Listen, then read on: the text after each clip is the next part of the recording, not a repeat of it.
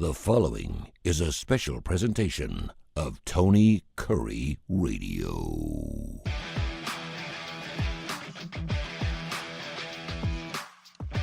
Welcome back to another Keefer and Kurre show. We just got done doing a Need to Know, and it was just fantastic. I cannot believe that next week will be election week as we record this show. We're 8 days away, right? It's on Tuesday coming up next week. November 5th. You got any special surprises for next week? I don't know. I kind of laid it all out there this week. Again, Tony, I just look at this situation that people just are treating this like a run-of-the-mill election, and it's anything but. And I've been trying to make that point here that even if you absolutely abhor one candidate or the other, based on what you want the future of this country to be, this is a lot bigger than the individuals running. This is completely two different directions this country can go, and that's the choice you have to make. So, I kind of mock it because in my entire lifetime, I think every election's been called the most consequential election of all time. Sure. And they always are using that rhetoric, but this time they might be right. Well, the thing for Donald Trump is he can't lose. Because if he does lose, he's not going to say he lost, and if he wins, he wins. So he knows the outcome next Tuesday already. So we're good to go. And I heard some stories this morning saying basically the same thing, that he will not go. But why is he chastised for that when Hillary Clinton still insists she was cheated out of the 2016 election? I mean, it's in the choir. Yeah, she should have gotten her ass outside the house and hit the streets. Yeah, because she didn't do it in the last couple of weeks. I think when we used to do the ride home on 99.5 here in Birmingham, the list got up. She started making excuses why she lost and blaming people. The list was up to like 57 different things. And what you just mentioned, the fact that she just sat on her butt and thought she was an automatic and really blew her own chance, that wasn't on the list. No. She blamed wives that vote how their husbands tell them to is why they didn't support her. No, and the crazy thing about her too is she just fell off the face of the earth. I mean, she should have won the election, right? I mean, if she gets out 2 or 3 more times in a couple swing states, she wins. She was the overwhelming favorite. She was going to win, and to come that close to being the first woman president of the United States of America and then just fall off the planet. I mean, I don't even know where she's at anymore.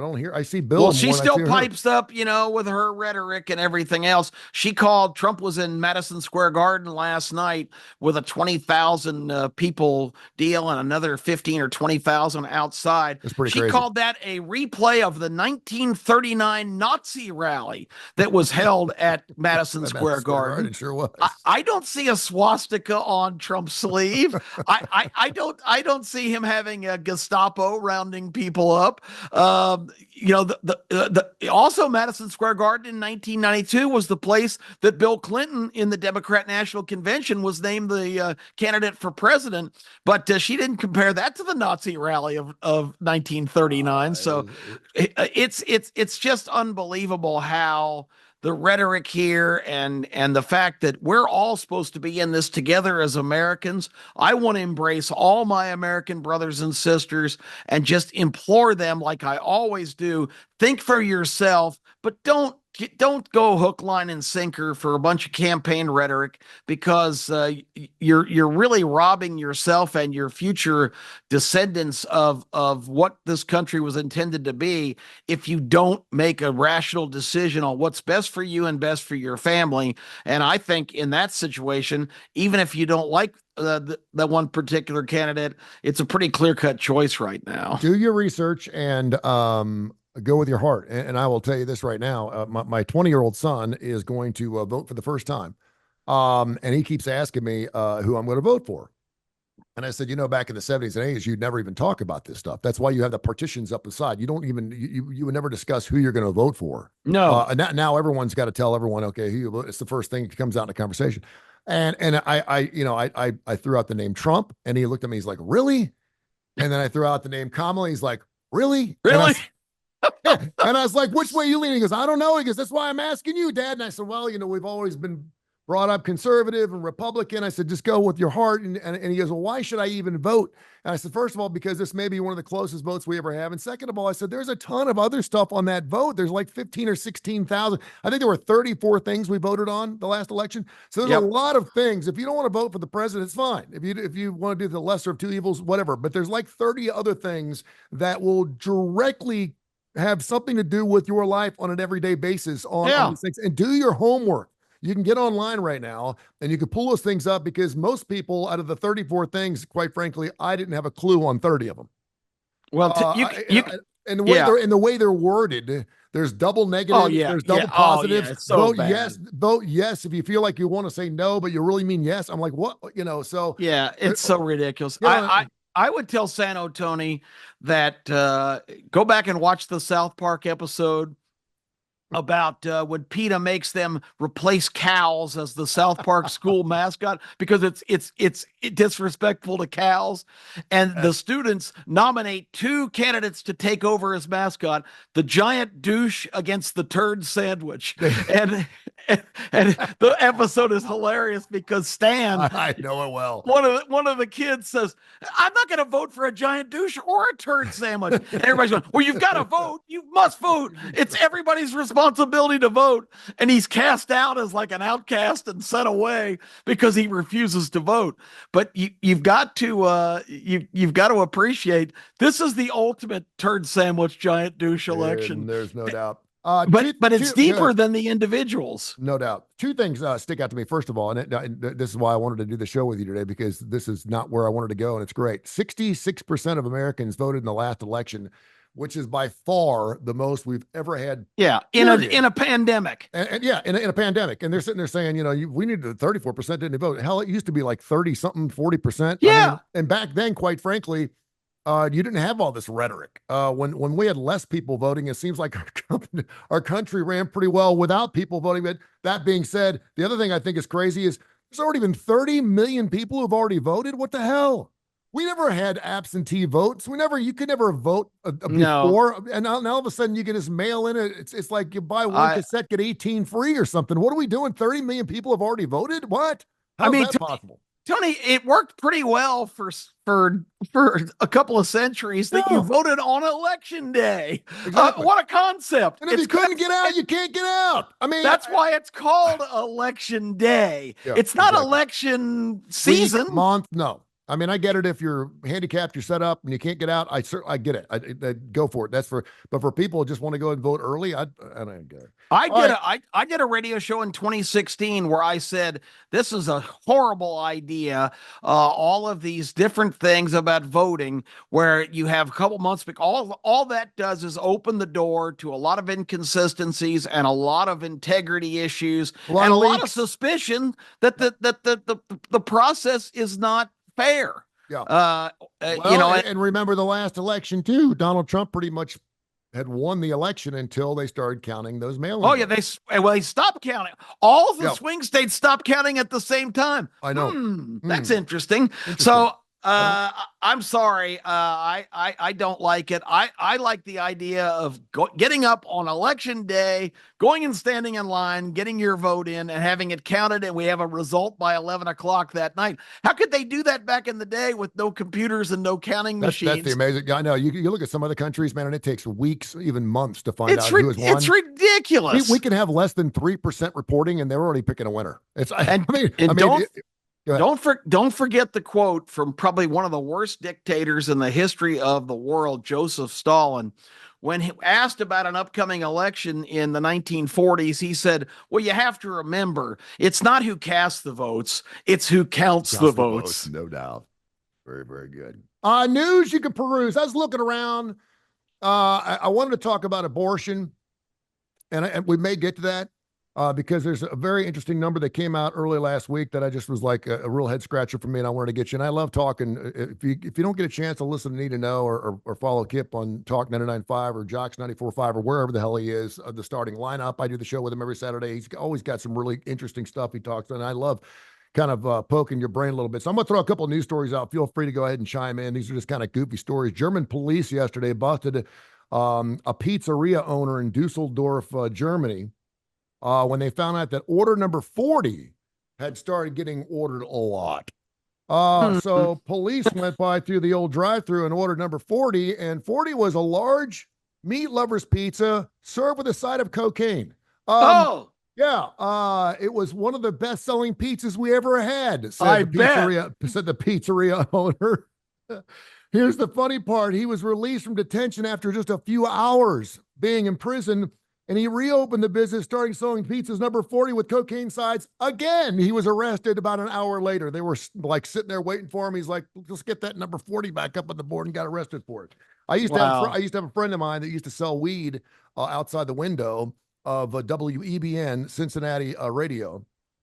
We were on Fourth and Vine. I remember working there. His name was Alan Sells. Alan, if you're out there, God love you. He's probably dead by now, but he used to work the overnight shift, and he had this little string thing. You know, you put the money on, you tie it at the bottom, and it was an alleyway that went right by the radio station. He pulled the string up, put the weed on there, dropped the weed down there, and he just did that for 3 or 4 hours every single night and made Oh, man. pretty good stuff. Also, yesterday, Neil's Yard Dairy in London said a con artist posing as a wholesale distributor for a French retailer has made off with 22 metric tons of award-winning cheddar worth $390,000 before the company realized them and scanned reported the theft on Monday. They found over 1,000 rolls, or those big round things with the stuff of cheese stolen. Funeral home in Poland this past weekend issued an unusual apology on Saturday after a corpse they were transporting fell out of the hearse into busy traffic. Ugh. Polish media reported a man was driving down the street Friday in Stolola, a city in southeastern Poland, when he first saw a sheet on his car window. And the sheet slid down. He saw a body lying on the road. For a minute, he thought he had hit somebody. It is with deep regret that we inform you that as a result of an unexpected technical failure of the electric tailgate lock on the hearse during the transport of this body of the deceased, an unfortunate event occurred which does not reflect the high standards of our company, our deep empathy towards the families of the deceased, and the respect we always showed to be deceased, the company wrote in a statement posted on a website. Well, at least the dude in the street didn't care, so that's good. Exactly. Woman right here, politics in Wisconsin this weekend was fined $122 and told she'll be signed, and she'll have to go ahead and pay the $120 fine every single day she leaves this in her front yard. Every single year, she does a very special Halloween type of display. Okay. We've got more Halloween displays in our neighborhood over here in Russell Woods than I think Christmas displays. I mean, it's crazy, and I love it. I mean, anything that's more festive, I know it keeps going up and up and up, and people were celebrating. I tend not to do Halloween because it seems like it's about a 2 or 3 week window, and then you got to take all that crap down. Christmas, you could leave it up for 2 or 3 months. You could start putting Christmas. We got Christmas stuff up now, but evidently this woman said, I think it's stupid. And I even told them what I was doing, the fun sucking proposed bastard. She said it's a Halloween decoration. She parked a car in her front yard with a mechanic laying on the hood who is dead, and then put 2 mannequins in the front seat and the passenger seat, one of Joe Biden driving and Donald Trump sitting as sitting as his escort. And how does that fit a Halloween theme? I'm kind of baffled here. She was just trying to get a laugh. She says, I've always done something kind of extravagant, something kind of funny. And she goes, it was really hilarious. My neighbors thought it was great. And evidently City Council of Wausau in Wisconsin did not think it was funny. They said it's good and it's causing problems in the neighborhood. You must take it down. She's not going to take it down. She's going to fight it and go to City Hall for $122. I thought that was weird. So just some interesting stories that you wanted to get into. I did want to talk about something though. Normally you don't see a lot of men talking about abortion because it's not our bodies. And I listened to you enough that I kind of know where you stand on this. But I did see an interesting study that just came out from the Monthly Abortion Provision company. I guess it's a company that follows abortions through the CDC. And we have found out that abortions are actually up 19% in 2024 as compared to 2023. For anti-abortion folks, I just want to let you know that we were down, and I say we as a country, we're down 39% from 1990 to 2020. We were down 43% from 1991 to 2021. So over the last 30 years, the numbers have come down incredibly a lot. Mm-hmm. And now all of a sudden, we back off the Roe versus Wade. We get it reversed. So why do we have more abortions now than we've ever had? And I mean, if you're an anti-abortion person, you probably need to listen to this. One of the reasons, of course, is telehealth. because there was a provision, I think the Supreme Court actually voted on this. If you're a doctor and you're in a state where it's strictly illegal for any purpose, you can still administer or prescribe abortion pills, day after pills, telemedicine. You can distribute those to states that do allow those things or don't. It doesn't matter. In other words, you can transport this. You can get prescriptions across state lines, and you're not going to go to prison. Yeah. Where a lot of doctors weren't doing that because they were freaking out. Because of that, now telemedicine is accounting for roughly 11 to 12% of all abortion pills or supplements or anything else you need for your parenthood. So let me ask, so morning after pills are considered an abortion statistically? Yes. Okay. Mm-hmm. Well, I mean, that's consistent with, all these commercials now that you can get male ED pills by consulting with a doctor in another state or wherever, or you can get medical marijuana if you have a teleconference with a doctor in Guadalajara or whatever. I knew the morning after pill was an effective means of controlling an unwanted birth, but I did not know statistically that was considered an abortion. That's really new information for me. Yeah. I just think it's really interesting because I've got a couple people in my family who are anti-abortion, and that's fine. I don't want to get into.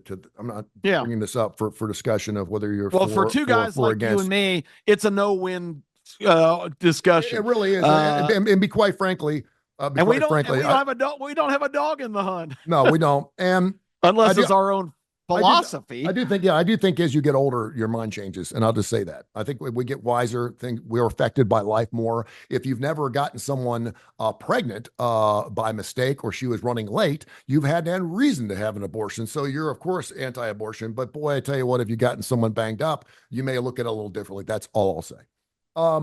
So my point here is that if you, and I got a sister-in-law, I got to be really careful because I love her. She's got a list of companies on her refrigerator that goes from the top of the refrigerator all the way to the bottom and then down the side again of all these companies, whether it's Procter & Gamble, whether it's Boeing, whether it's Spirit stores, whether it's PetSmart, whatever. She has done the research and found every president, every owner of every one of these businesses, and if they are pro-abortion, she will not shop at your store.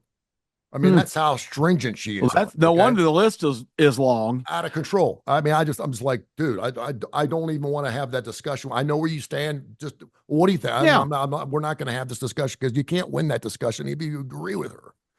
But if you are staunchly supportive of something like that, and you're glad that Roe versus Wade was overturned, you got bigger problems. You got bigger issues. And I'm wondering if this is, and I kind of want to get your thoughts on this. Is this, hey, you can't have more than one cookie, so we're going to go ahead and stick our hand in the jar again? I mean, why are we having more abortions now when it seems like it would be more difficult? That's remarkable. And it's quite a bit more.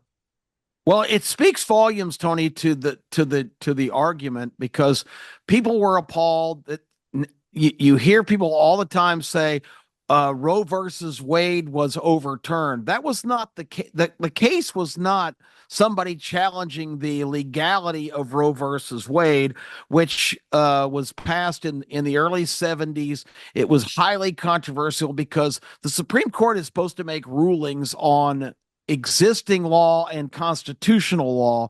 The Supreme Court is not supposed to make policy. That's not what they're there for. They are supposed to ratify or declare a law that's already existing unconstitutional.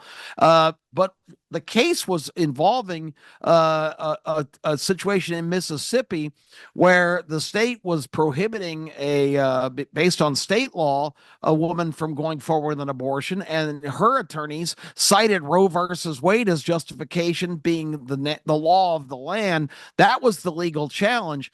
Ruth Bader Ginsburg, who was on the Supreme Court for a number of years, probably the most leftist, far left judge that we ever had on the Supreme Court, warned people for years that the law on the books in the Supreme Court for Roe versus Wade was legally flawed. There was no basis for it. It should not have been passed. She was all for it, 1,000% for it. But she always warned if anybody came up with the right case challenging that, it's the authority of the federal government to weigh in on that, because there's no constitutional provision for it. So all the Supreme Court did was say that was an improper ruling by this court, and they overturned it to basically to address the case in Mississippi where the state was challenging the legality of it.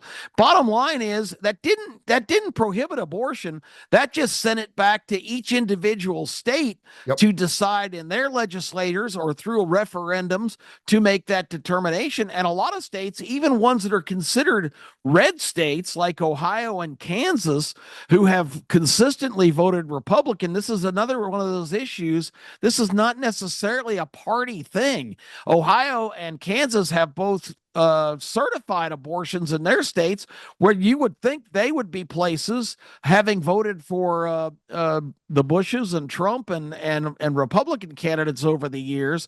But if it goes back to the states, the citizens decide there. So I'm not completely shocked, because I don't see what the problem is of letting your states decide. And the argument, if I live in North Carolina and I'm a female who wants an abortion, and North Carolina decides that as a state, the citizens say we don't want abortion to be legal in our state.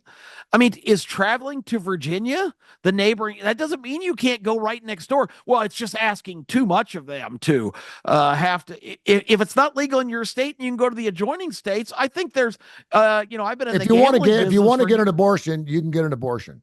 Absolutely. And I've been saying this, yes or no. And again, I don't want to get. When this whole thing went down, the world was blowing up. We're so knee jerk. And of course, everyone just got fired up, and that's fine. But everyone was like, oh my gosh, it's illegal. You can no longer get it. I said, and I was telling that's my son, not true. You can get an abortion in this country. If you want to get an abortion, you'll find an abortion. You can figure it out, whether it's across the street or across the country, you can figure it out. Hopefully you've got that planned, and obviously through your own responsibility of getting pregnant in the first place. I'm not talking about people who get raped and things like an incest. I'm talking about for the most part, which is by the way, 99.9% of all pregnancies in this country. Of course. Like I forgot it, or the rubber fell off. Sorry. Those are the ones. And so for the people that aren't responsible for that, if they want to get it, you can get one. And I knew that. These are the same people that were freaking out and buying deep freezers during COVID because they thought we were going to run out of red meat. What the heck? I mean, no. Insane. I mean, it's crazy. They got. Well, I've been in the gambling business my whole career, and about half the states had some form of gambling. Others didn't have casinos. But all your citizens could still gamble. They just get in the car and drive somewhere. I mean, this country, again, was conceived, and I talked about on Need to Know. The Constitution gives states a lot of power to develop their own constitution and their own laws. And if you live in a state where that's not legal, I mean, I'm sorry if it's an inconvenience, but it's not. That didn't prohibit abortion, and I think it's even encouraged more participation. And again, I'm not going to weigh in on my philosophy, whether I agree with it or not. I don't feel like I have any standing to actually make a comment, because I mean, I certainly see valid arguments on both sides, but I'm not going to weigh in on that. But I think the whole hysteria that, oh my God, abortions are now illegal, people are telling me what I have to do with my body, I need to go full term with pregnancies. That's never what this was about. No, it never was. And again, I appreciate the passion and the fervor, and I appreciate the digging in the heels. I know when someone's really passionate about something, I respect that. Regardless of what side you're on, it's very, very debatable. Wanted to, and maybe you know this. What is Las Vegas? How is Las Vegas on presidential elections? Are they pretty much on or not? Because there's been a major swing this morning that I get notifications on swings on some of these provisionals and some of these proposed bets, and this is really amazing. How much this has just moved. What do you know as far as in Vegas and politics and how often they're correct? Uh, as far as odds setters, Yeah, whether they're right or not. I don't Because know. the line just moved. The line just moved big time, I'm like just like 5 minutes ago, just moved. Big Yeah. time. I'm wondering if I need to check the news and see if someone just did something really stupid. I think they've been fairly accurate. Again, a lot of there's a lot of misnomers about Las Vegas that you can bet on anything. Mhm. That's really not true. Yeah. Nevada's gambling is pretty tightly controlled. Mhm. I can't remember what we were talking about earlier in the year with Case when we did some shows with him, but he says the perception you can bet on anything in Las Vegas is not really right. No. So I don't. All the casinos I go to, there's not odds on the board for the presidential election. There are gambling services that put out odds, and maybe there are some props available in some dark corners of Nevada somewhere. But I would say the gambling industry as a whole, outside of Las Vegas, offshores. Of course, you can literally bet on anything with the betting shops in England, where a lot of these odds come from. I think they've been fairly accurate over the years. I know they missed out on the Clinton 2016 election, like we talked about. She was a heavy favorite to win that one of the great upsets in political history in recent years. But other than that, I think they've been pretty accurate. 1948. Who was running 1948? You should know this. I don't. Thomas Dewey against Harry Truman. I knew you'd know that. 1948. Dewey actually held up a newspaper from the Chicago Tribune at midnight of election night. Dewey defeats Truman, and by the time they counted all the votes overnight, Dewey had to live with that embarrassment the rest of his life because the Chicago Tribune was wrong. Harry Truman was reelected. 1948 and 2016, which you just nailed both of them. Those are the two elections that, according to several articles I found, where Las Vegas was on the wrong side. They had the wrong person actually favored to win the election. Have you looked at the? I always tell my friends, they're like, who you think's going to win next Tuesday night? So I can tell you who's going to win, because all you got to do is who Vegas likes. I'm just telling you. I don't. Well, long shots when they do, but I mean twice since Vegas has been opened in the 1920s, 30s, whatever it was. Twice. Bugsy Siegel in the 20s. Yeah. So, do you want to take a stab at what the odds are right now? I would say the trending toward Trump has been pretty significant in the last couple of weeks. So unless something just earth shattering has happened, I imagine Trump's odds probably strengthened in this headline you're about to give us. Give me a line. Give me a line on it. Minus what? Is it a money line or it's a money line? Yeah, I would think Trump has to be about minus maybe 175 or 180 at this point. You're so good. It was minus 160. 160 this morning. This morning. And I'm looking at it right now. It's minus 200. Wow, that's a big jump.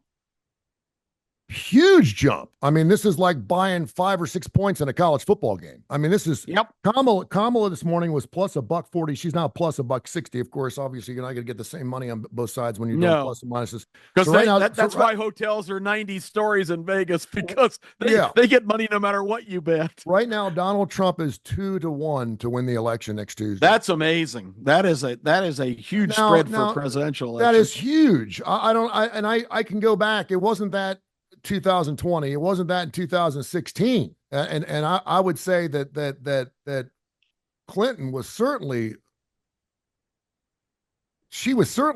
more in cahoots in winning the presidential election, because Trump didn't have a shot. I mean, people were still joking about him running, for God's sake. And that's the real irony of the 2016 election. The reason that Trump got so much visibility, because he didn't have to. Hillary Clinton had 5 times more money behind her in that election, but Trump got so much free coverage because all the networks acted like he was some lunatic that had no chance, and they covered him.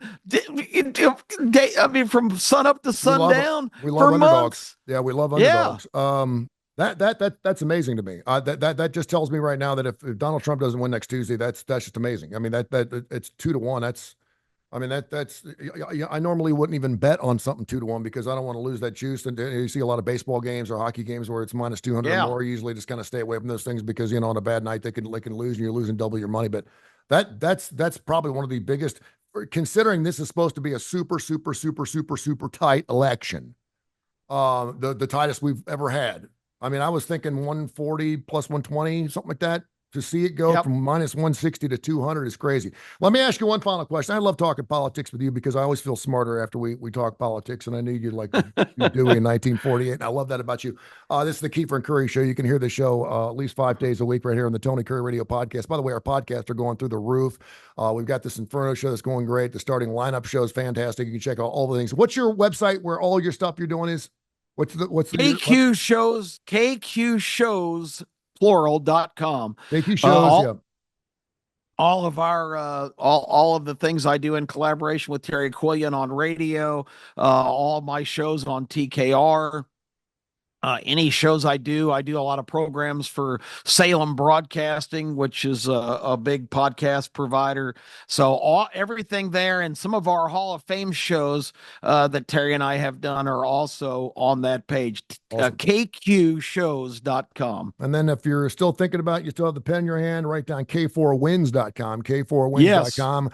We're hitting about 62%, which is fantastic. Really good. Amazing. We had an 18-2 run in pros. I'm not sure how we did this past weekend. I think we did pretty good. I think I was actually, and of course, these guys don't listen to me very much. I think I'm Case Keefer's dad, so I'm included. But I went 3-1 on the NFL yesterday. There you go. Happy to brag. The only loser was taking Houston, who won straight up, but they didn't cover. Yep. I think I went 2-2, and then on Saturday, I had K-State. I hate when a team doesn't cover, but they win. It's like, if you're not going to cover for me, just lose. just lose. That's right. Lose. Then of course you don't deserve to win if you don't cover. Exactly. I had Notre Dame, and then of course I had LSU plus the whatever it was, 3.5, and they're up at 10.5. And I'm like, Brian Kelly will figure out a way to lose this. That was probably the best position he's been in as a coach at LSU in the longest time, to be a double digit, to be an underdog and be a double digit up at halftime. And his defense was playing lights out there, just playing a great game and just let it go. Let me ask you real quick. And I want to get your thoughts on this. So we knew that after Donald Trump lost, or did he lose, whatever, in 2020, people are like, what if he runs again in 2024? Oh my gosh, it is going to be a zoo. And people are like, oh, he's not going to run again. Melania will never let that happen. He's going to be 78 years old. He'll be divorced. His wife will leave his ass. He's going to go back to Mar-a-Lago. He knows he can become president. That's all he wanted to do. He just wanted to prove to him and the world that he's the strongest, most powerful man in the world. He did that. He has nothing else to prove. He ain't going to run again. Here he comes back running. And of course, I've been talking about it for 3 years. So this is his last shot. Win or lose. He still does have he's got a cock grab on the Republican Party. I mean, he does, and we know that. Oh yeah, he's completely changed the Republican Party. It's now a populist movement. Unions are endorsing him. People that have been lifelong Democrats are now being kind of abandoned by their policies. These are kind of salt of the earth Americans, and he has started just a populist movement, and that's why you get a lot of never Trumpers on the Republican side turn their nose up at him, because they think they're elite and superior. Yep. All of the labels that the Republican Party has had all these years, now the Democrats have become the parties of the rich and elite. Look at their biggest backers. They're all the tech companies, all the major corporations. J.V. Fitzger, who's the governor of Illinois, who's the heir to the Hyatt throne, is one of the biggest leftists in the country. Of course, George Soros, all those people, all these are huge money entities. Trump has completely flipped the script of what, you still hear Trump's going to cater to billionaires, and it's billionaires making those commercials. Exactly. Elon Musk, thank you very much. It's crazy. Yeah, it really is. He probably just calls him up and says, listen, I'm $20 million short today. Can you help me out? Sure. Let me stroke your check. Exactly. I'll Venmo you $20 million in just a couple minutes. What do our politics look like after this election? Well, I mean, it's really interesting Assuming Donald Trump because obviously can't run anymore. I mean, do all of a sudden do we have this ramp up of Republicans who think like Donald Trump, like the Vances of the world, who are willing to play dirty and down, yeah, and well, or yeah, does well, things settle down? well, How's it play out? Well, if you really look at the bench of the respective parties right now, there are more guys in the wings. Ron DeSantis is a super candidate down the road. JD Vance has really made his star He really is. advance. If they make it, he's going to be a VP that you're going to hear. Like, I didn't hear a damn thing from Kamala until all of a sudden she became, the run to be Yeah, president. she was absolutely normally you don't hear anything about the VP because no. it's kind of like Well, they kind of send like them to they send them to Burundi for the yeah, whatever jungle celebration of the new king or whatever. The exactly vice president always the just stuff I gets don't the stuff I don't want to do. Yeah, yeah. but But yeah, JD Vance is a rising star. He was already a celebrity from his book, Hillbillyology, and they made a movie out of it, a Ron Howard movie. And this guy this guy is not afraid, Tony, to go on all of these extremely leftist hostile shows. And usually he not only handles himself, he usually comes out pretty much victorious. This guy is sharp as a tack and a rising star. I almost think it's a sure thing. If Trump does win, the next presidential candidate in 2028 will be JD Vance on the Republican side. I think you may be right. And then on the Democratic side, I mean, who's on their bench? You know, I really don't know. I mean, this is something where you have to look down the road. And remember, when Joe Biden won in 2020, everyone said, amazingly enough, everyone said they're setting it up for Kamala to be our next president. And little did we know that Joe was going to be dropping out 3 months before the election, and she actually is now in that position. And I will say this: if she does not win, regardless of whether it's her policies or not, I think for the American people to make a snap judgment on voting the most powerful person in the world into her office, having just known her because I don't know who the hell she is. I mean, I didn't follow her as a prosecutor. I don't know what I don't have her background. I didn't read her books. I didn't know who she was. She's a VP. I shouldn't have to.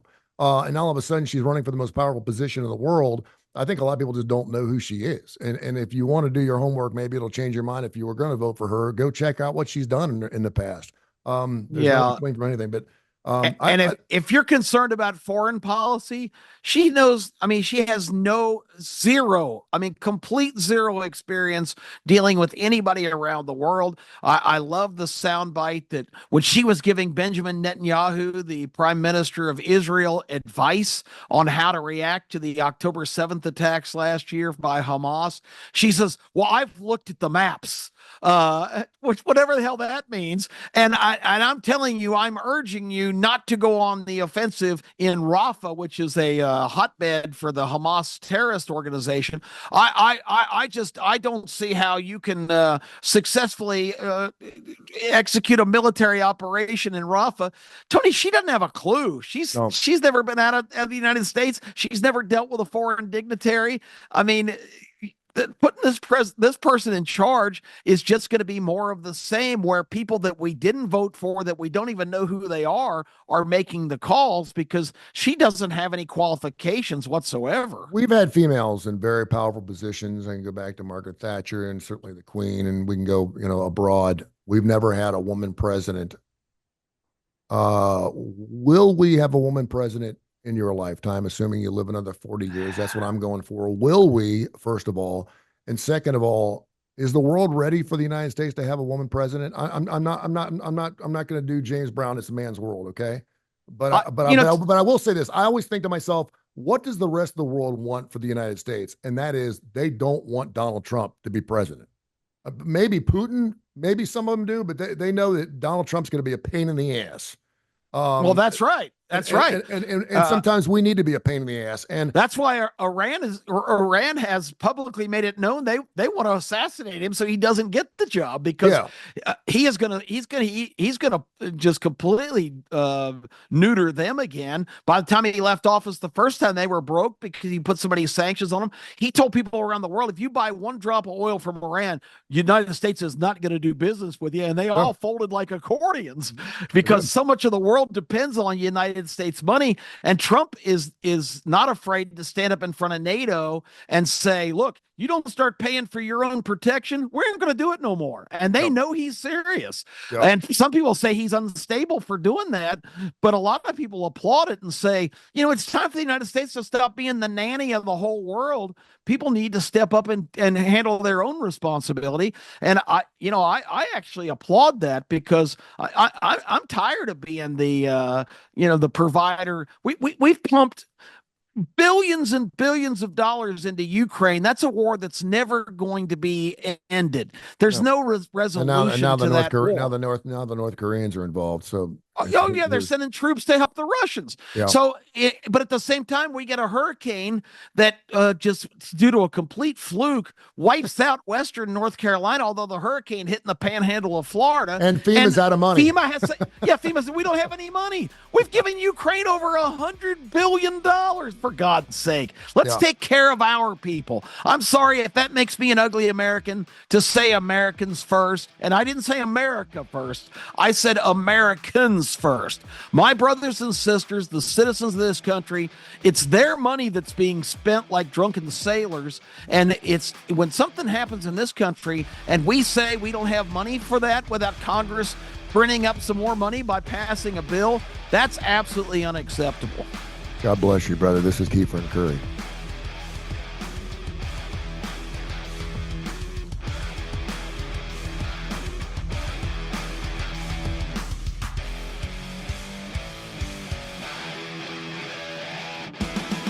This has been a special presentation of Tony Kurre Radio.